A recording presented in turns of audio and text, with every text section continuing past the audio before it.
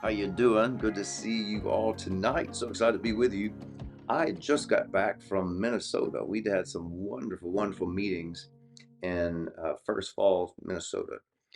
First time up that far north, but just tremendous meetings. We did Friday night, Saturday morning, Saturday night, Sunday morning.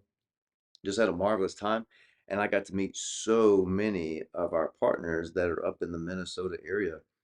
Those of you that came out for that, thank you so very much. I'm so honored to get to meet so many of you and get a picture with you guys. And very much looking forward to the meetings. Was it not this weekend? Next weekend, we're going to be in the United Kingdom. We're going to be in England and at Waverley Abbey. Just, I think it's about an hour and a half west of London. Excuse my voice too. My voice, my voice is still recovering from this weekend. But we're going to be having a conference there in England, not this coming Friday, but the next Friday, Friday night. And then we're going to be having teaching. We're going to do like a shortened version of the Healing Academy, a summarized version on Saturday morning. Then we'll have a healing service Saturday night. And we've been hearing about a lot of people coming in for that all around the UK and then some surrounding countries too. So really excited about being there. Super excited about meeting a lot of our partners that are there in the United Kingdom and just meeting so many wonderful, wonderful people that have joined up to be a part of the dream team and helping us to fulfill all God has called this ministry to do. So, so very excited about those of you that are partners with us. If you are a partner, thank you so very much. If you'd like to be a partner with us, you can very simply go to chadgonzales.com and you can sign up there as well. Hey, I want to make mention of a couple of things. If you have not downloaded the app for your phone, you need to go and download it. Can look something like this for your iPhone, your Android phone, and you can go to the Google Play Store or the Apple Store and download the app. It's free. Some really, really cool stuff on there that you won't be able to get other places. And there's other things that we're adding to it. So go download it. And I don't know if you can see it that good like that or not. But anyway, go get that. And something else I wanted to tell you, but I can't remember what it was. So anyway, maybe we'll think about it later on. So hey, let's get right into our message for tonight. Just want to kind of play off of where we were last week. There was something I made mention of in regards to cares in a passage in First Peter chapter 5 or 4, and I got a lot of comments on it. And so I thought we'd spend a little bit more time on it tonight. Very, very familiar passage of scripture in First Peter chapter 5 and in verse uh we'll read 6, 7, and 8. So First Peter chapter 5 and verse 6, it says, "Therefore humble yourselves under the mighty hand of God, that he would exalt you in due time, casting all of your cares upon him, for he cares for you. Be sober, be vigilant, because your adversary the devil walks about like a roaring lion, seeking whom he may devour. Resist him steadfast in the faith, knowing that the same sufferings are experienced by your brotherhood in the world." So we've all, I'm assuming if you're watching this, been following along, we've pretty much all heard the statement, the verse, cast all your cares upon him, for he cares for you. And thinking back to my childhood, I grew up in church. I was thinking about the other day, I'm pretty sure that's the first memory verse I remember growing up and memorizing and learning. Cast all your cares upon the Lord, for he cares for you. But if you keep it in context, to what the Holy Spirit's telling us here. He said, humble yourselves under the mighty hand of God that he would exalt you. Cast your cares upon the Lord, for he cares for you. So think about this. If you want to be exalted, if you want God to exalt you and use you, it's going to require you to humble yourself. A part of that humbling of yourself is you're going to have to get rid of your cares. The reason I'm smiling because I'm thinking about some things for myself. I'm trying to make sure I word it in the right way. Uh, But let me put it to you like this. If you want to be used by God, You're going to have to get to the point where you just don't care. I've been at a place for a very long time, and please understand what I mean by this. I don't mean this arrogantly, I don't mean this haughtily conceited, but I'm at the place I don't care what people think about me. Um, whether they agree with me or don't agree with me, because I'm not doing what I do for fame. I'm not doing what I do to fit in. Of course, if I cared about fitting in, I probably wouldn't be doing this. Um, I'm not doing it to be cool. I'm not doing it to fit into a group or anything like that. The reason I do what I do, the reason I believe what I believe, the reason I'm going after the things I'm going after is because number one, I see it here. And number two, I'm not concerned about pleasing people. I'm just concerned about pleasing Him. I'm concerned about pleasing God. That is the only one that I'm concerned about pleasing. Now, again, do just because I say I don't care what people think about me doesn't mean that I'm heartless and that I'm cold. Doesn't take mean that I don't take into consideration people's opinions and perspectives. I certainly do. Those that are around me, those that I know care about me, those that have an open door to speak into my life, those that I have opened the door to speak into my life at any point in any time. There's several guys in my life that they know I don't have to ask for their opinion. If they see something, they are more than welcome to give me their opinion, their perspective. If they see that I've gotten off in an area or getting off, they can slap me upside the head. They don't have to give me a warning. I mean, like, there's a couple of people in my life, in my inner circle, they know, and they've got that. And I've got that for accountability. I don't believe in being a lone ranger by any means. But I have found this to be true that if you are going to go forward, if you're going to be a success in life, you have to get to the point where you just don't care what people think about you. Because if you do, you're never going to get to the desired place because criticisms are going to come. Problems are going to come.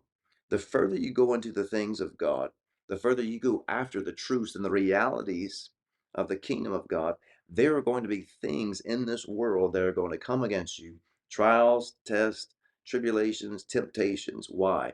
Because Satan is always trying to get you off course. And how is he going to get you off course? With cares. And this is what he says right here in 1 Peter chapter 5, verse 7.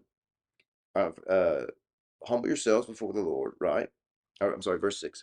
Humble yourselves before the Lord in the mighty hand of God that he will exalt you in due time. Now in verse 5, he says, God resists the proud, but gives grace to the humble. Well, what is it that humble people do? Humble people do this in verse 7. They cast their cares upon the Lord. So there's a lot of good stuff here. So God resists the proud. He gives grace to the humble. And he says, you need to humble yourself so God can exalt you. By doing what? By casting all your cares upon the Lord. So, number one, if you want to be a humble person, if you want to be a person of true humility, it means this: you can't care. Number two, if you want God to exalt you, if you want God to promote you, then you know what you have to do? You have to not care. If you want to fulfill what God has called you to do, if you want to fulfill it to the fullness and get to the desired end of all that he's called you to do, if you want to be able to stand in that place on that day and stand before Jesus and hear, well done, good and faithful servant, you have to get to the place where you know what? You don't care. How do you do that? Verse 7, he said, cast all of your cares upon him, for he cares for you. He said, all your cares. So that means cares concerning your children, cares concerning your body, cares concerning loved ones, cares concerning money, cares concerning loss, all cares, all cares. Doesn't mean I don't love people, But he said you have to cast all of your cares upon him. Anything that brings a care, an anxiety, a worry, a stress, you have to take those things and you get rid of, you throw it away, you give it unto him. Why? Because he cares for you. But he's telling you right now, if you want to fulfill the plan of God for your life, you have to get rid of your cares, your anxieties, your worries, your stresses, your griefs, your pains, your aches, your hurts. You have to get rid of it. If you want to fulfill the plan of God for your life, you have to do that. If you want to be a humble person, you have to do that. You have to get rid of the cares, the hurts, the worries, the griefs, the concerns, anxieties. You see this? But then here's another piece to it. Verse 8. Be sober, be vigilant, because your adversary, the devil, walks about like a roaring lion, seeking whom he may devour. Resist him steadfast in the faith. Who is it that Satan is looking to devour? Who's he looking? Who's he going to be able to devour? Those who are holding on to their cares. He's going to devour the prideful people. See, friends, you know what pride is? Pride is very simply this. Pride is someone, pride is someone who's holding on to their cares.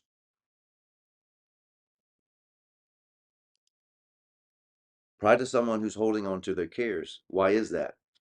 Because when you're holding on to your cares, you have made yourself God. I know this is some strong stuff, but if you're holding on to your cares, that means you have made yourself the Lord of your life. You have made yourself the God of your life. You have made yourself your provider, your protector. You have made yourself the one to try to make all of these things happen. When you hold on to your cares, you are making yourself the God of your life. No, no, no. You and I, we weren't meant to carry our cares. We were meant to cast off our cares. Why? Because Satan brings cares to try to destroy you. Satan brings cares to try to keep you in pride. Now, the reason I'm hammering on this is because again, I told you last week when it comes to the healing piece, the church has already struggled in that. And this is something I've talked about in regards to healing and health is that, if you're going to walk in health, if you've had an issue come against your body and you're going to walk in healing toward that, you have to get to where you don't care.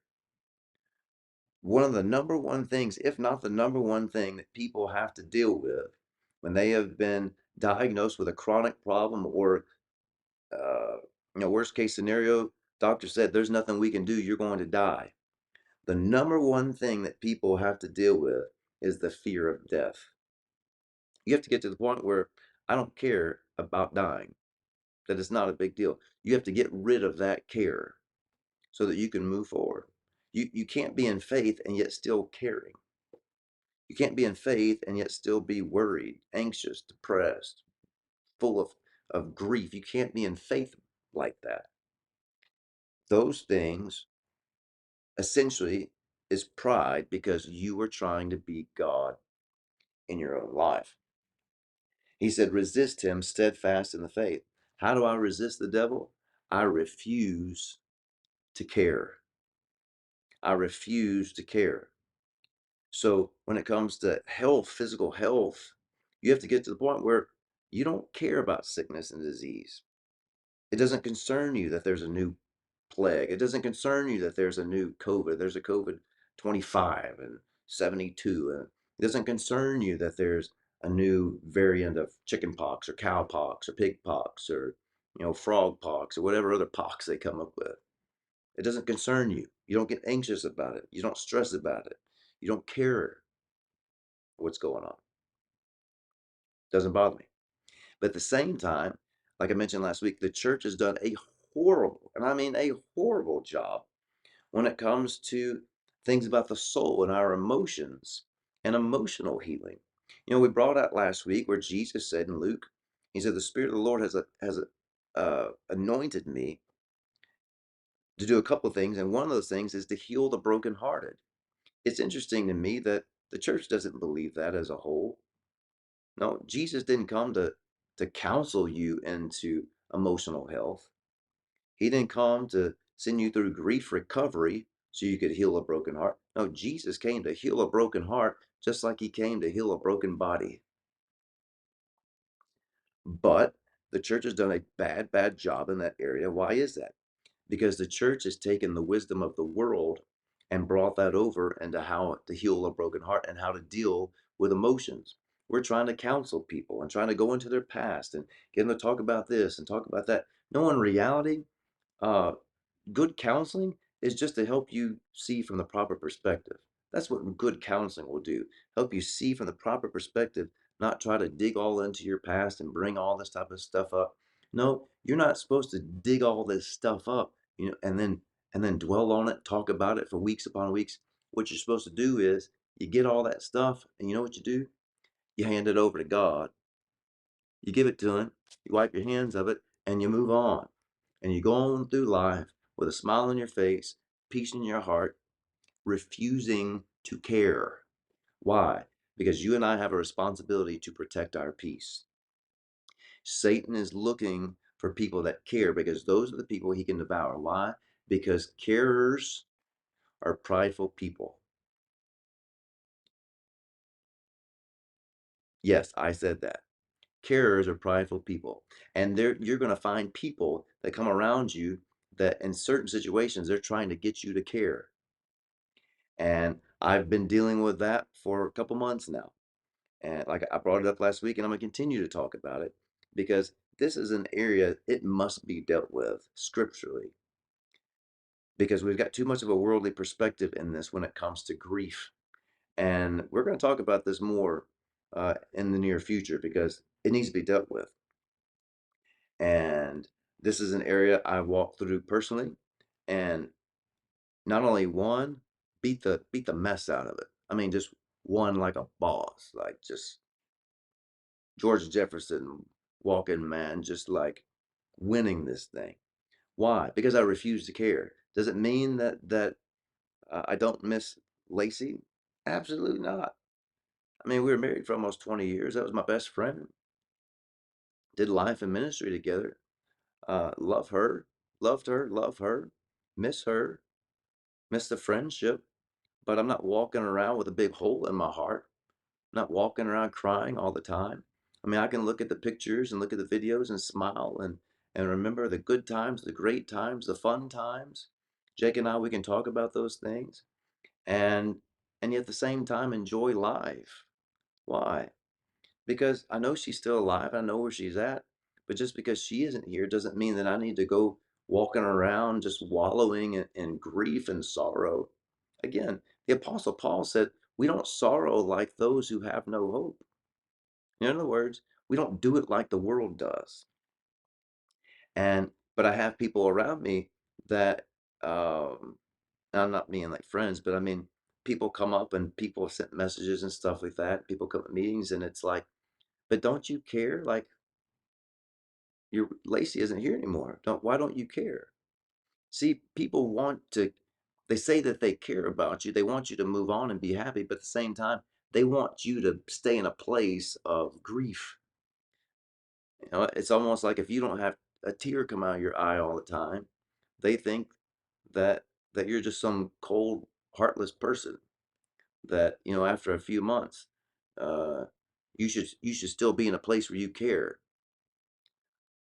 Why would I want to put myself in a place where the devil can whip my butt? Why would you want me to be in a place where the devil could whip my butt? See, Peter's telling me right here, be a humble person so you can fulfill what God's called you to do. Be a humble person so God can exalt you. How do I be a humble person? I give him all my cares, all, A-L-L, even the cares that concern Lacey no longer being here. That doesn't make me a heartless person. That doesn't make me a cold person. You know what that makes me? It makes me a believer.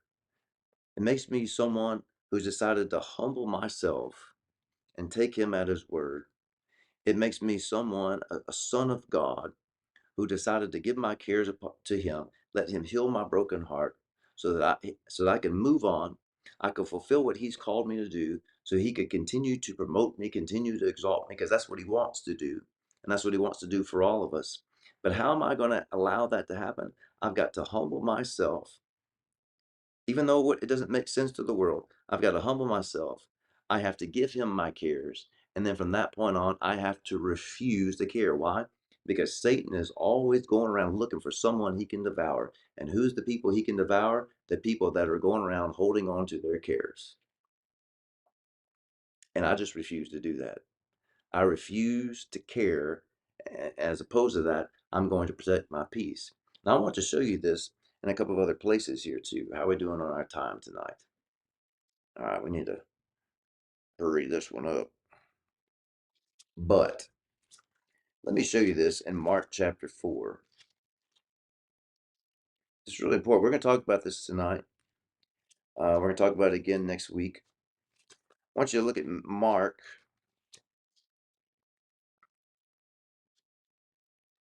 chapter 4. This is the parable of the sower. Now remember, Satan is going around looking for who he can devour.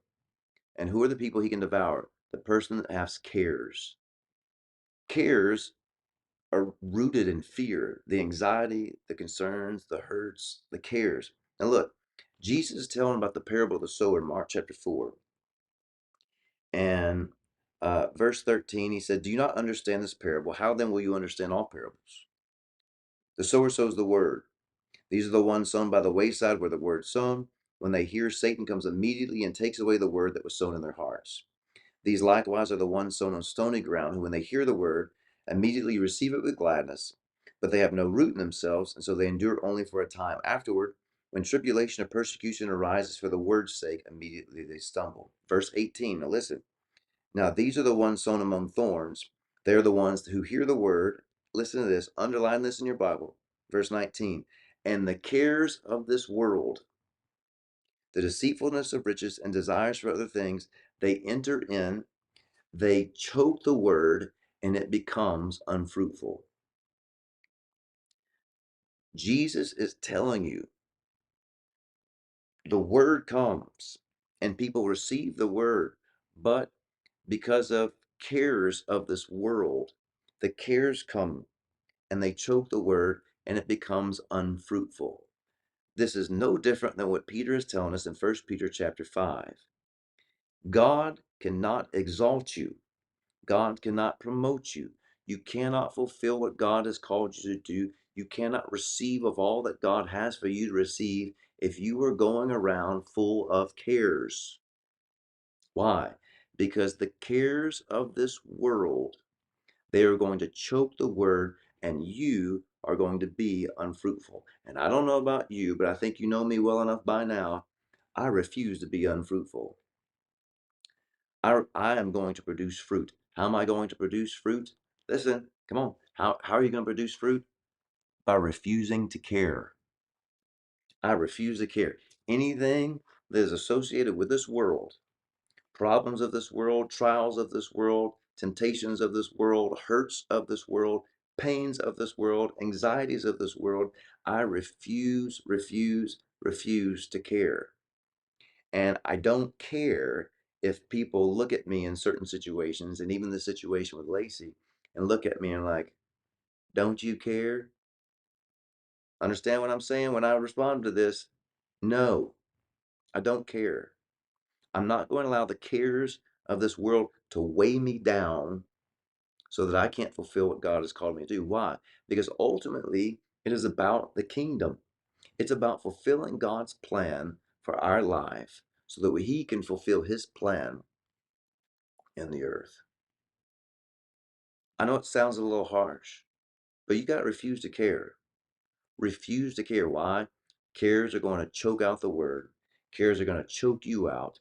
Cares are going to put you in a position for Satan to go around and defeat you. Cares are going to keep you from being exalted and promoted by God. I'm telling you, you have to refuse to care.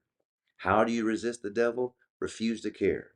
When he brings the concerns, the anxieties, the worries, refuse it. When he brings the griefs and the sorrows, refuse it. I refuse to be in grief. I refuse to be in sorrow. I refuse to be anxious. I refuse to be stressed. I mean, I remember Lacey, she used to say this to me all the time.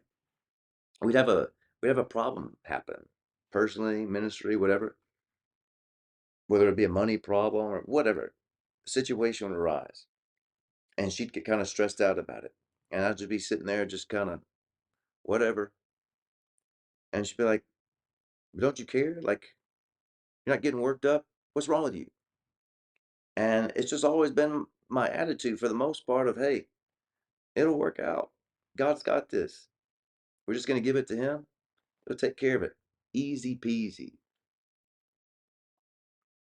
I just refused. I refused to worry. I refuse to be anxious. I refuse to be stressed. I refuse to be in grief. I refuse to be in sorrow. I refuse to care. Just not going to do it in any situation.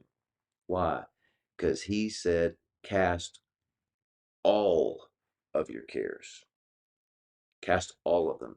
That means that in any situation of life, no matter how big the storm, no matter how big the trial, no matter how big the temptation, no matter how big the mountain that stands before you, or the giant that's standing before you and screaming out your name, regardless of the situation, you can go through life and not have one care in this world. See, Jesus said, my peace I leave unto you. You see, you have a choice now whether you're going to rejoice. You have a choice whether you're going to walk in peace, experience peace. You have a choice whether you're going to walk in the peace that Jesus has given you, or if you're going to trade off His peace for the cares of Satan so that Satan can go around and defeat you. But you're going to have to be very careful, because you're going to have people that are around you, people that may be close to you, that they love you, their motivation is right, but they want you to care.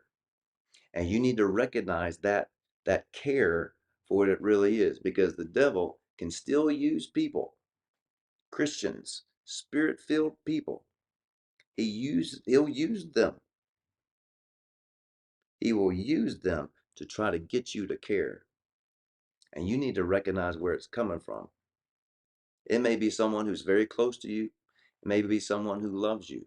But if someone is trying to get you to care about the problems in this world, you need to recognize it for what it is. It's coming straight from the mouth of the devil, even though it may be coming from a sweet little face. You need to recognize the source of it.